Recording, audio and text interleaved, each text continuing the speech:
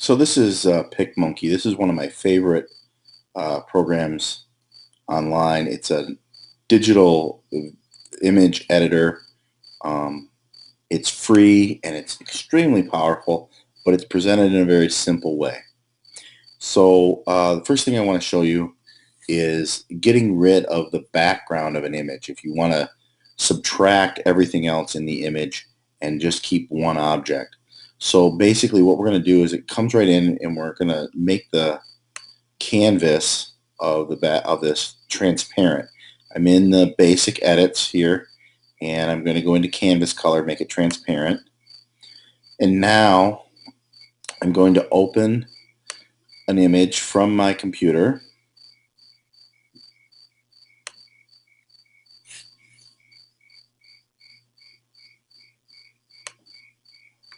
All right, save. La, la, la.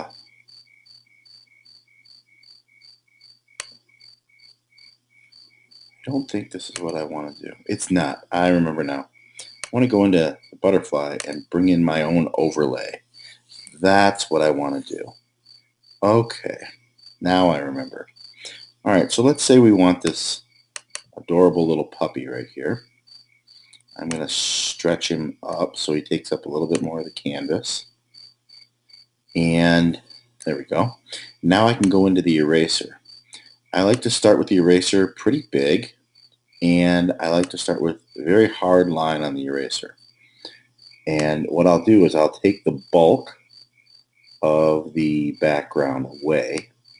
You can see it disappearing as we go. All right, and I think you kind of get this idea. And now what I'm going to do is I'm going to use this zoom tool and I'm going to zoom in a little bit. If I switch back to basic, I can relocate. There we go. And now back into eraser. I'm going to work with a much smaller eraser and I'm going to soften the edges of it. I like to do both of them right around 30, but you can adjust it to what you like. By softening the edges, I don't have that hard line that really kind of gives it away when you lifted an image. Now, I suggest you don't go a long ways. I suggest you erase a little bit and then let off your click. Erase a little bit more. The reason I say that is because if you do the entire dog and at the very end you make a mistake, then you lose everything that you've done. And this is the voice of experience. I've done that more than once. All right, so I think you see the idea here. I'm not going to finish for the sake of time. Now, what I'm going to do now is I'm going to go into textures, and I might put a burst behind him. Now, obviously, I would clean this up more. I can move it around and relocate everything. We can choose some different ones and find the one that works just right. Maybe put him in outer space. There we go. All right, then if I'm happy with that, I'll apply that, and then I'll go into text.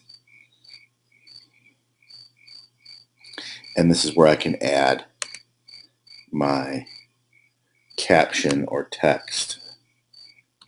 All right, and I think you see that. Okay, so the other thing I wanted to show you in this, by the way, when you save, you can save to your drive as well, especially when you're on a Chromebook. And so that works out quite well. That way, if you're not using a Chromebook that's specifically assigned to you. The other thing I wanted to show you was we did some work this year with the Andy Warhol project. And so what we were doing is we were taking images like this one, and we were changing the coloring of them by going into effects here. And about halfway down, There we go. There's the Warhol effect. And you can adjust these colors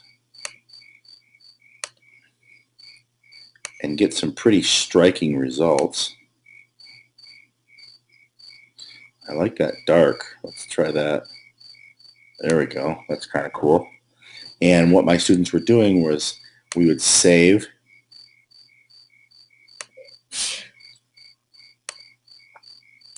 and I would change that save name so I didn't lose the original. Go do an undo back to the original, and now I could change it again. I could do another Warhol. I could go into tint and play with the tints and get another version of this same image.